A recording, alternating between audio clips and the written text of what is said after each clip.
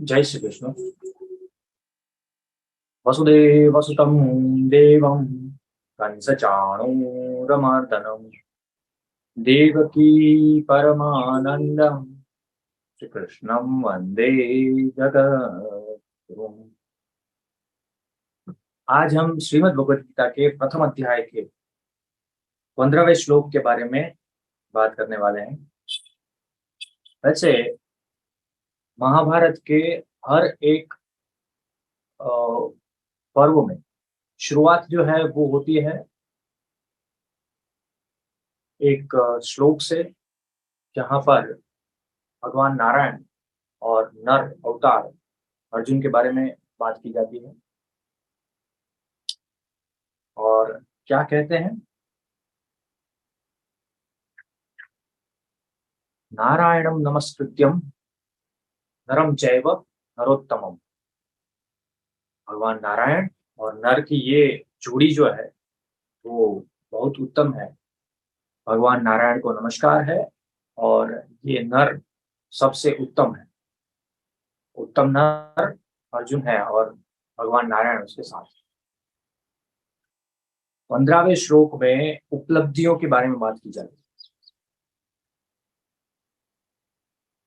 किसकी क्या उपलब्धि है, यहाँ पर देखने की बात यह है, संजय ने बहुत ही लाइटली ये कह दिया कि भीष्म ने दुर्योधन को खुश करने के लिए शंख बजाया और उसके बाद सारी सेना जो है वो पणल, रणमुखा, श्रृंगी, गोमुखा, ये सारी चीजें बजाने लगी। लेकिन पांडवों के एक एक योद्धा का नाम लेके उसने बताया कि कौन से योद्धा ने क्या चीजें जो है वो बचाई।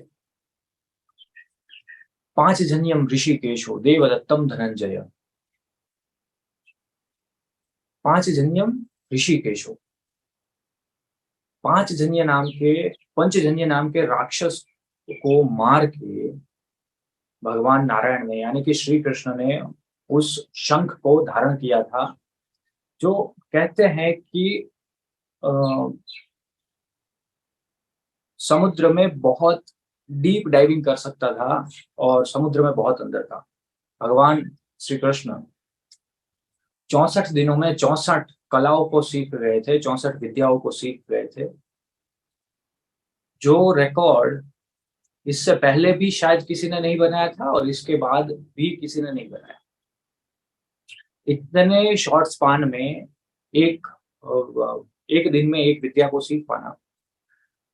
हालांकि ऐसा होता है कि पूरा जीवन व्यतीत होने के बाद भी व्यक्ति एक विद्या को नहीं सीख पाता, एक कला को नहीं सीख पाता। लेकिन श्री कृष्ण ने 64 दिनों में 64 कलाएं जो है वो सीख ली थी। तो हम काफी बार कहते हैं कि पूर्व के कर्म होते हैं और पूर्व की बुद्धि होती है, पूर्व की विद्या होती है। तो नारायण के पास तो सब कुछ था ही, उसको सिर्फ रिकॉल करने की बात थी और वो रिकॉल गुरुदेव करवा सकते हैं। सांदीपनि ऋषि के पत्नी ने एक अपनी इच्छा व्यक्त की गुरु दक्षिणा में। उसको उसके पुत्र का दर्शन करना था, मतलब पुत्र उससे मिलना था और पुत्र वापस चाहिए था, जो कि दरिया के पानी में बहकर सब लोग मान रहे थे कि मर चुका है। अब ऋषि और ऋषि पत्नी ये जानते थे कि ये साक्षात नारायण है और इससे जो भी मांगेंगे ये दे सकते हैं। इसके बाद की ये जर्नी बहुत ही इंटरेस्टिंग और रोमांचक है। इसके ऊपर चाहे तो पूरी एक मूवी बन सकती है, लेकिन पता नहीं ये पार्ट क्यों इतना हाईलाइट हुआ नहीं अभी।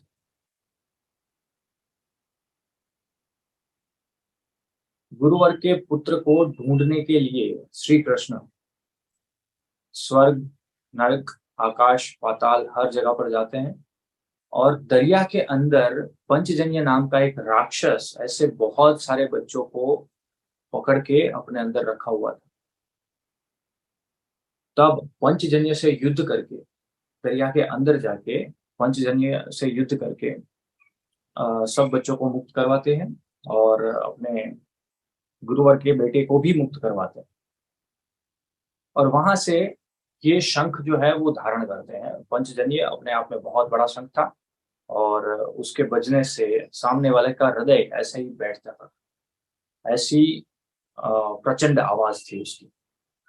कहते हैं पंचजन्यम ऋषिकेशो, सबसे पहला शंख जो है वो ऋषिकेश ने बजाया।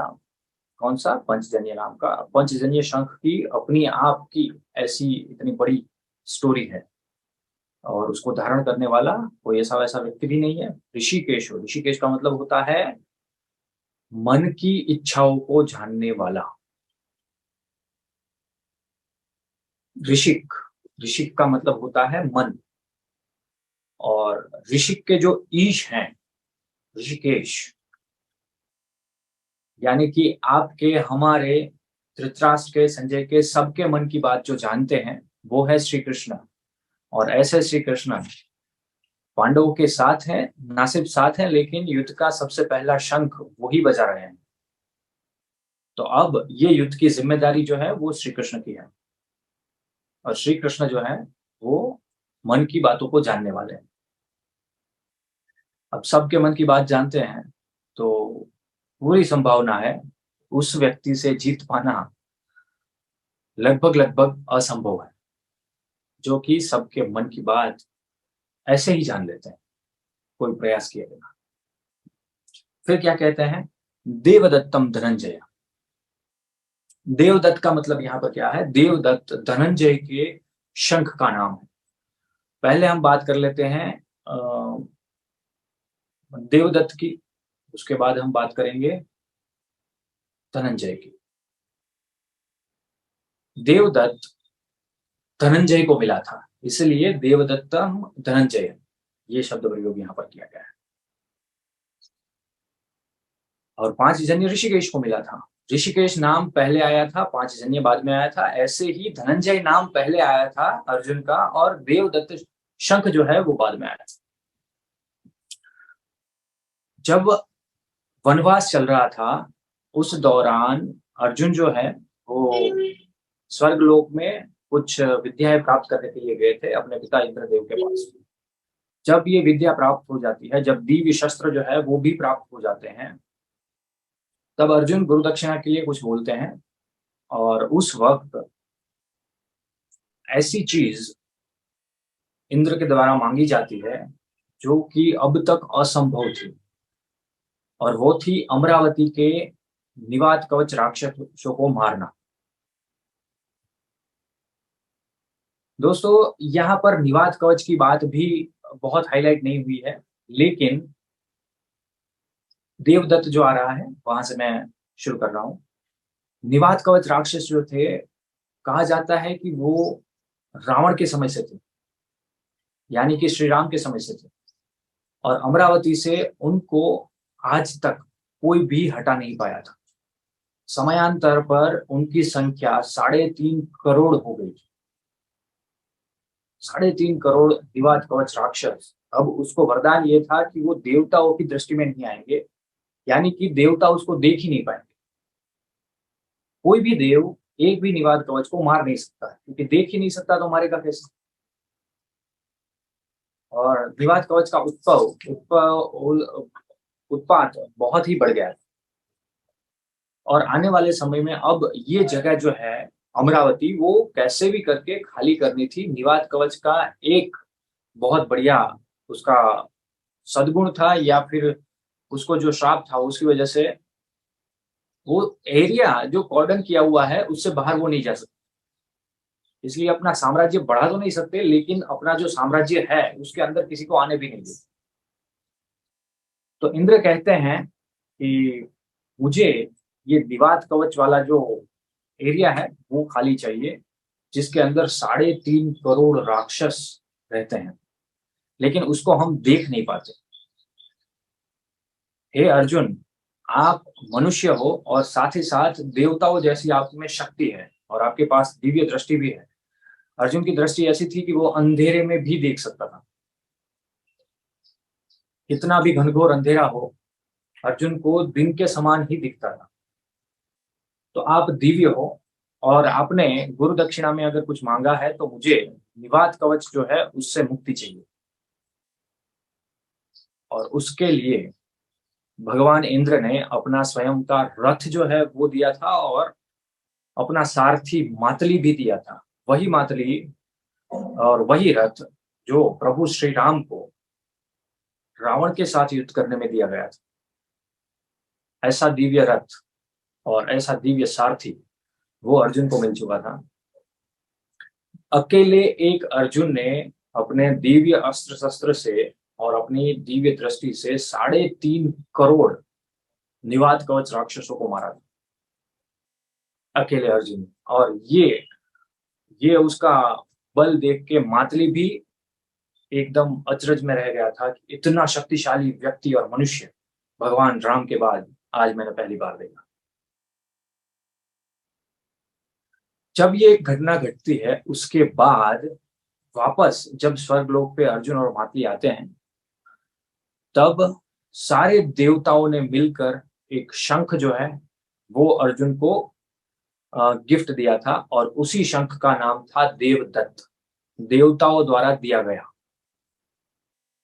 और उस शंख की ध्वनि इतनी प्रचंड थी कि अच्छे अच्छे लोग और सामने वाले के ये जो है वो हृदय जो है वो बैठ जाते थे सिर्फ उसकी आवाज सुन। जो कि धृतराष्ट्रम यानी कि धृतराष्ट्र के पुत्रों के साथ भी हुआ है, वो आगे के श्लोक में हम जानेंगे। तो ये था देवदत्त, जिसको देवदत्त यहाँ पर नाम लेने का मतलब भी, ये स्टोरी उस वक्त बहुत ही प्रचलित थी।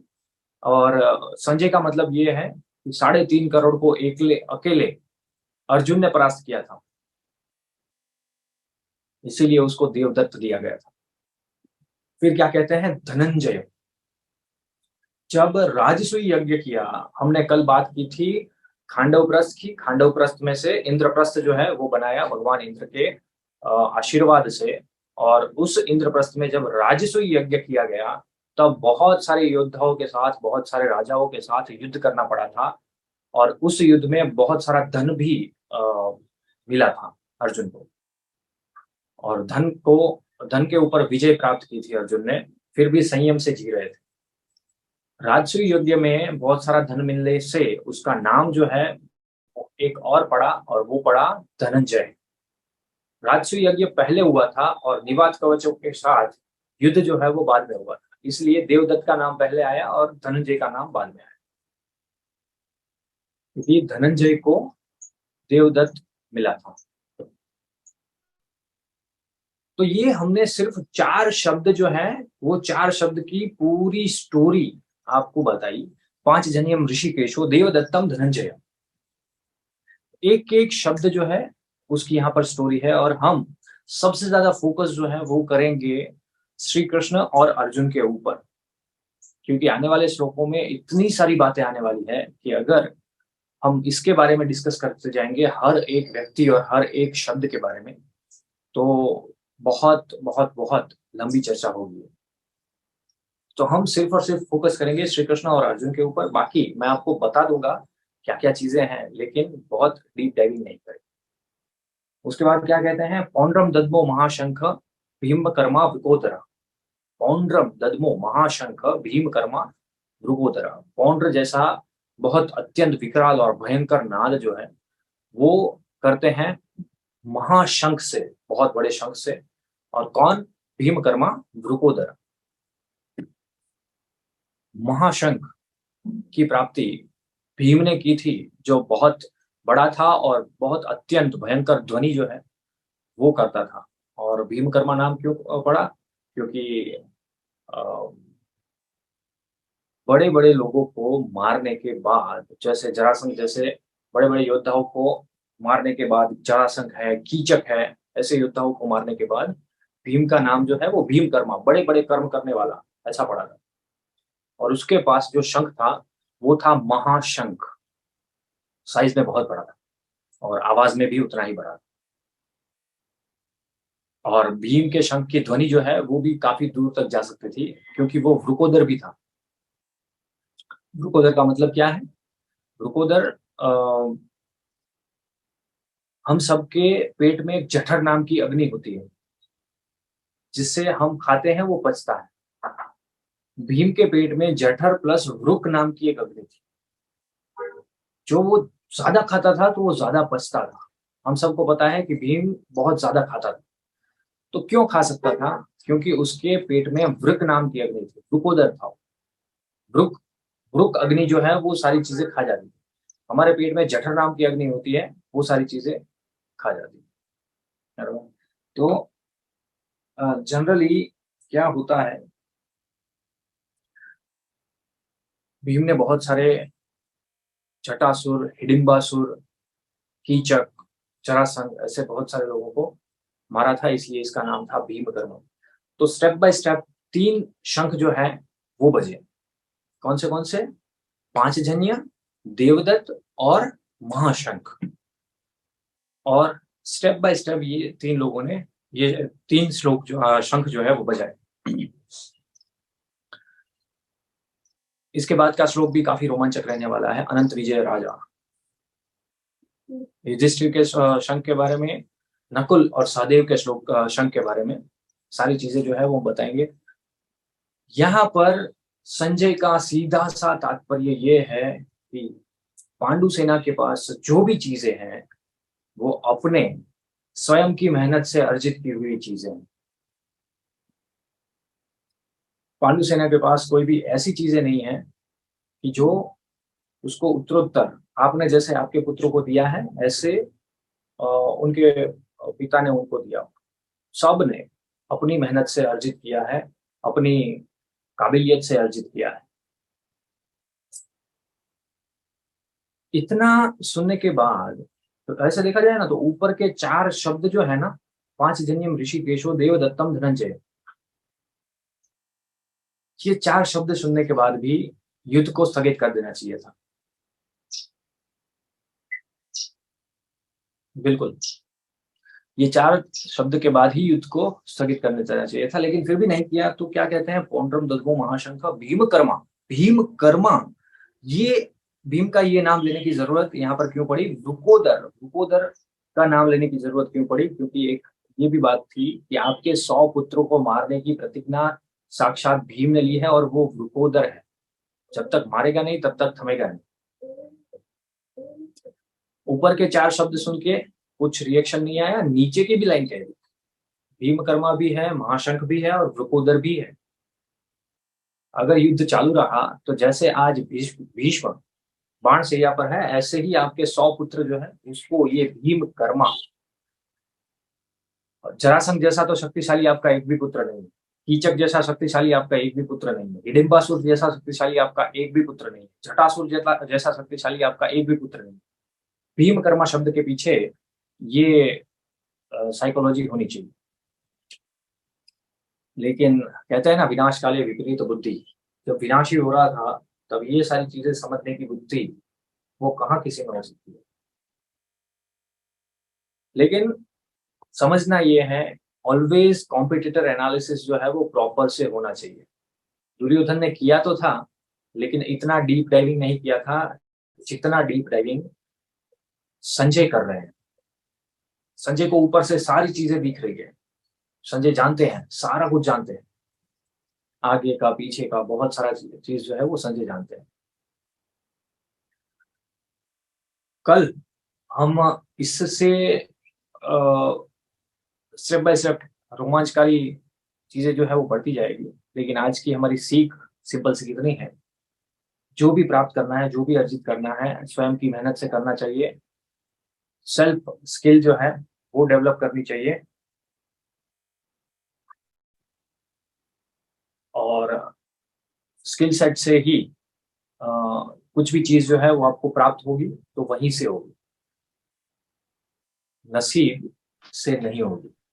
नसीब तो पांडवों का भी खराब ही था, लेकिन खराब नसीब के साथ भी उसने इतनी चीजें जो है वो प्राप्त कर ली। देखने वाली बात यह है कि वो कभी भी रोने नहीं बैठे कि हाय रे ये हम कहाँ आ गए। अगर अर्जुन रोने बैठ जाते और वन में ऐसे ही टाइम पास करने लगते, क्योंकि जब देवदत्त मिला अर्जुन को, देवताओं के द्वारा दिया गया ये शंख जब मिला, तब उसको क्या उसकी सजा थी? किसी के साथ वो संधि नहीं कर सकते। कोई भी राजमहल में रुक नहीं सकते, सिर्फ उसको वन में भ्रमण करना है। वन से वो राजमहल, पृथ्वीलोक के राजमहल की बात थी, इंद्रदेव की बात नहीं थी। तो अर्जुन क्या किया, अर्जुन ने सशरीर देह के साथ अर्जुन सीखने के लिए गए इंद्रलोक में, यानी कि स्वर्ग लोक में। सीख कर वापस आने से पहले 3.5 करोड़ राक्षसों को मारने की प्रैक्टिस भी करके आए।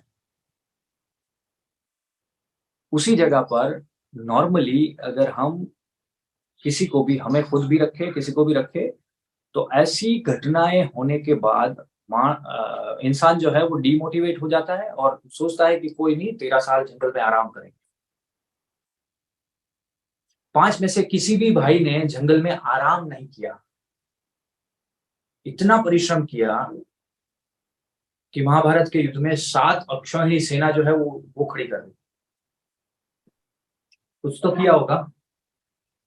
देखने वाली बात यह है, वो 13 साल का परिश्रम जो है वो दिखाया नहीं जाता हमें टीवी सीरियल्स वगैरह में, लेकिन वो महाभारत में नहीं थी। पढ़ना चाहिए, महाभारत पढ़ना चाहिए। तो जब भी हमें समय मिलता है और सामने वाले को ऐसा लगता है कि ये टाइम इसके किसी भी काम का नहीं है, उस टाइम को प्रॉपर जगह पर इन्वेस्ट करना चाहिए। उसी इन्वेस्टमेंट से हमें पांचजन्य, ऋषिकेश, देवदत्त, धनंजय, महाशंख, भीमकर्मा, वृकोदर तो अलग है, इससे पहले के जितने भी 6 नाम लिए, 6 उपलब्धियां, ये सिर्फ नाम नहीं है, ये उपलब्धियां हैं। और ये उपलब्धि टाइम के सही इन्वेस्टमेंट से मिली है। तो हमें भी हमारा टाइम जो है वो सही जगह पर इन्वेस्ट करना चाहिए। आज के श्लोक से हम ये सीख जरूर से ले सकते हैं। टाइम इन्वेस्टमेंट से, सही टाइम इन्वेस्टमेंट से ही उपलब्धि प्राप्त होती है, और वो ओवरनाइट नहीं था, ये भी बात समझनी। इट टेक्स इयर्स, सालों लग जाते हैं, तब एक उपलब्धि प्राप्त होती है। जैसे हम कहते हैं ना, हमने क्या किया, B.Com किया, BA किया, BSc किया, मास्टर्स किया, IT में कुछ किया, MBA किया। MBA करने में कितने साल लगते हैं? कंसिडर 6 year to 20 year, 20-22 साल, लगभग 20-22 साल का लड़का MBA करके निकलता है, माइट बी और माइट बी नॉट। तो 15 साल का टाइम जो है वो ड्यूरेशन लगता है एक MBA करने में।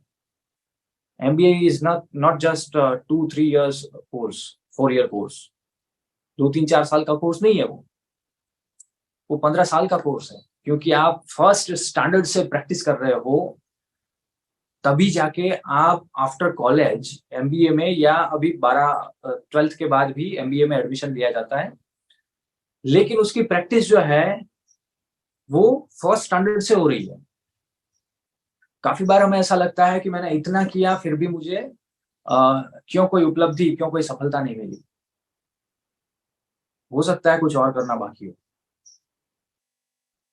लेकिन एक सीधी सी बात है, जो कर्म करेगा उसको सफलता मिलेगी ही मिलेगी। इसमें कोई दो राय नहीं, कोई भी दो राय नहीं। किसी को जल्दी मिले, किसी को बाद में मिले, रिसोर्सेस जो है वो, अब देखो, पांडवों के पास रिसोर्सेस नहीं थे, कम थे, उसने डेवलप किए, और महाभारत युद्ध में कौरवों के सामने, भीष्म के सामने, द्रोण के सामने, दुर्योधन के सामने, कर्ण के सामने, अश्वत्थामा के सामने, कृपाचार्य के सामने वो खड़े हो गए, कम रिसोर्सेज होने के बाद भी। तो उस रिसोर्सेज को डेवलप करने में बहुत ज्यादा समय लगा था, बहुत साल लगे थे, तब जाके रिसोर्सेज डेवलप हुए थे। हैव पेशेंस, ये श्लोक से हमें ये चीज भी सीखने को मिलती है। धैर्य होना बहुत बड़ी बात है। अगर धैर्य नहीं होता तो धनंजय को देवदत्त मिलता? संभव ही नहीं है। धनंजय ने देवदत्त को प्राप्त करने के लिए बहुत ज्यादा धैर्य रखा था। खांडव प्रस्थ, ये स्टोरी शुरू कहां से होती है? महाराज पांडु के मृत्यु के बाद से। मृत्यु के बाद हस्तिनापुर जाना, हस्तिनापुर में द्रोणाचार्य से शिक्षा ग्रहण करना, द्रोणाचार्य का फेवरेट स्टूडेंट बनना, इसके लिए भी मेहनत तो की होगी और बहुत ज़्यादा मेहनत की होगी। ऐसे ही कोई गुरु किसी भी व्यक्ति को अपना फेवरेट नहीं करता। अर्जुन ने बहुत दिन-रात तक, कहा जाता है अर्जुन ने एक लक्ष्य को साधने के लिए, एक लक्ष्य, 3 दिन और 3 रात तक वो एक जगह से हिला नहीं था, सोया नहीं था, क्योंकि वो लक्ष्य को साध नहीं पा रहा था। ऐसा नहीं है कि अर्जुन पहले से ही लक्ष्य को साध लेते थे। गुरुकुल में 3 दिन और 3 रात कंटिन्यू, सिर्फ एक लक्ष्य को साधने के लिए। ऐसा कठिन परिश्रम करने के बाद आज हम इतने सालों बाद भी अर्जुन को जानते हैं। लेकिन दुःख की बात यह है, ना कोई कथाकार, ना कोई फ़िल्मकार, ना कोई टीवी सीरियल वाले अर्जुन की इस कड़ी मेहनत को दिखाते हैं। और लोग मोटिवेट सिर्फ सफलता से हो रहे हैं और डिमोटिवेट भी सिर्फ सफलता से हो रहे हैं। अगर इस कठिन परिश्रम को दिखाया जाता है, मुझे विश्वास है कि कोई डिमोटिवेट नहीं होगा। हालाँकि शुरू करने से पहले 7 बार सोचेगा, मैं कर पाऊँगा या नहीं। लेकिन एक हो सकता है एक पीढ़ी के जाने के बाद सब लोग समझ जाएँ कि परिश्रम, कठिन परिश्रम बहुत ज़्यादा ज़रूरी है। इसके बाद जब गुरुकुल से निकलते हैं, तब रणभूमि में नहीं, लेकिन जो खेल की व्यवस्था की गई थी हस्तिनापुर में, वहाँ पर कर्ण के साथ भी अपना शौर्य प्रदर्शन, वहाँ पर भी परिश्रम हो गया। फिर हस्तिनापुर से निकल गए, उसके बाद संन्यास ले लिया। लाक्षागृह में जलाया गया, वहाँ पर भी परिश्रम हुआ। वहाँ से निकले, वापस हस्तिनापुर आए।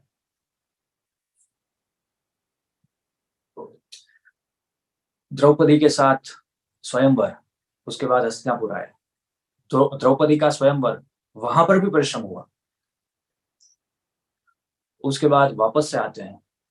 खांडव-प्रस्थ, नागों का साम्राज्य, वो खाली करवाने में वहाँ पर भी परिश्रम आया। दोस्तों, आजकल जो ज़मीन को हड़प लेते हैं ना, ज़मीन का एक टुकड़ा हड़प लेते हैं, जो इंसान है, उसको खाली करवाने में भी दम आ जाता है। तो सोचो, बहुत बड़ा साम्राज्य, बहुत बड़ा नगर, उसको जब नागों ने हड़प कर लिया था, तो पांडवों ने उसको कैसे खाली करवाया होगा? आसान तो नहीं रहा होगा उसके लिए भी, मुश्किलें तो उसकी उसको भी काफ़ी मिली होगी। ये तो आज हम ईज़िली एक शब्द में, एक वाक्य में समझ जाते हैं कि खांडव-प्रस्थ था और उसमें से इंद्रप्रस्थ जो है वो बनाया और नागों के साम्राज्य को खाली करवाया, बात खत्म। इतना आसान है क्या? किसी को पूछो तो सही, किसी की ज़मीन पर अगर किसी ने दबाव लगाया है, उसको खाली करवाने में कितना दम आता है, किसी को पूछो तो सही। खांडव-प्रस्थ को इंद्रप्रस्थ में परिवर्तित करना, उसके बाद राजसूय यज्ञ करना। राजसूय यज्ञ में बहुत सारे राजाओं के साथ युद्ध करना, ये भी तो परिश्रम है। उसके बाद जाके कहीं धनंजय एक नाम उसको मिला। इतना सारा परिश्रम करने के बाद, ये भी मैंने बहुत शॉर्ट में बता दिया, इसके अलावा अर्जुन का परिश्रम भी बहुत बड़ा है। तो ऑलवेज किसी भी उपलब्धि को प्राप्त करने के लिए हमें सालों तक परिश्रम करना होगा। उसके बाद हो सकता है कि हमें आसानी से धीरे-धीरे उपलब्धियाँ मिलती जाए। लेकिन उसके लिए हमने मेहनत जो है वो सालों तक की है। कोई भी नए सेगमेंट में आप आसानी से उपलब्धि प्राप्त नहीं कर पाएँगे। अब सोचो, इतना होने के बाद अर्जुन 3-3 दिन तक एक लक्ष्य को साधने के लिए खड़े थे और द्रोणाचार्य ने कहा कि मैं तुझे विश्व का सर्वश्रेष्ठ धनुर्धर बनाऊँगा। वो बने। उसके बाद अगर अर्जुन को गदा के प्रयोग या तलवार के प्रयोग सीखना होता, तो शिव पुराण के अंदर कहा गया है 36 टाइप्स होते हैं तलवार के हाथ के, यानी कि तलवार को चलाने के 36 प्रकार होते हैं।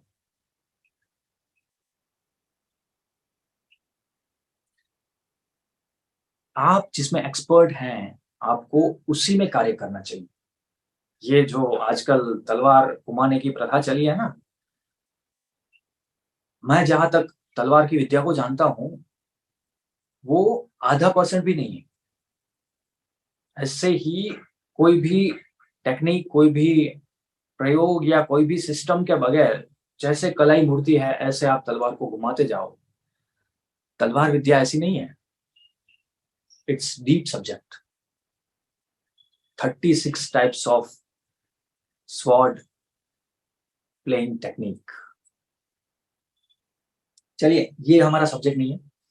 हम अगर अंदर से गए तो बहुत ज़्यादा अंदर जाएँगे, लेकिन आज की सिंपल सी हमारी सीख ये है, किसी भी उपलब्धि को प्राप्त करने के लिए आपको कठिन परिश्रम करना होगा और कठिन परिश्रम के बाद भी हो सकता है कि परिश्रम आपके सामने खड़ा हो। जैसे कि देवदत्त धनंजय के सामने ये युद्ध खड़ा है। युद्ध करने के बाद भी क्या हुआ? आपने एक कहावत सुनी होगी, समय समय बलवान है भाई, नहीं पुरुष बलवान, काबे अर्जुन लूटियो, वही धनुष वही बाण। जिस धनुष बाण से उसने निवात कवच जैसे राक्षसों को मारा, जिस धनुष बाण से उसने महाभारत जैसे युद्ध को जीता, जिस धनुष बाण से उसने राजसूय यज्ञ में बहुत सारे राजाओं को पराजित किया, वही धनुष बाण जो है वो काबे यानी कि जंगल में रहने वाले लोग लूट कर गए। कब? जब उसको पता चला कि श्री कृष्ण जो है वो अब इस दुनिया में नहीं रहे। अर्जुन भी विचलित हो गया। तो सारी उपलब्धियां प्राप्त करने के बाद भी ऐसा हो सकता है कि काबे आपको लूट के ले जा सकते हैं, यानी कि वन में वास करने वाले आपको लूट के ले जा सकते हैं। परिस्थितियां कभी भी हमारे कंट्रोल में नहीं रह सकती। जो भी है, बस एक ईश्वर में मन लगाइए। नारायण नमस्तुभ्यम नरम चैव नरोत्तमम। नारायण को नमस्कार कीजिए और स्वयं उत्तम नर बनने की श्रेणी में प्रयास में लगे रहिए। नर या नारी कुछ भी है, उत्तम बनने की प्रयास कीजिए। श्रेष्ठ नहीं, श्रेष्ठ तो बना ही नहीं जा सकता। श्रेष्ठ केवल ईश्वर ही है, लेकिन उत्तम बना जा सकता है। इसका मतलब है perfect. Perfection doesn't exist. Perfect सिर्फ ऊपर वाले ही।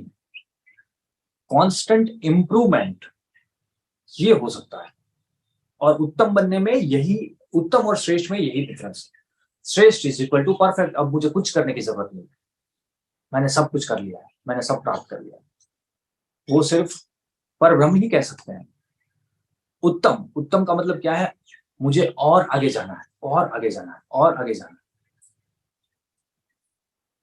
उत्तम जो है वो बना जा सकता है, श्रेष्ठ नहीं बना जा सकता। चलिए, आज के लिए बस इतना ही। अब हम कल वापस से श्रीमद् भगवद गीता के 16वें अध्याय की चर्चा करेंगे, 16वें श्लोक की चर्चा करेंगे। प्रथम अध्याय के 16वें श्लोक की 16 श्लोक अनंत विजय राजा से। आज की ये सीख कैसी लगी? हो सकता है अब से हमारा इंटरप्रिटेशन जो है वो डे बाय डे लंबा चले।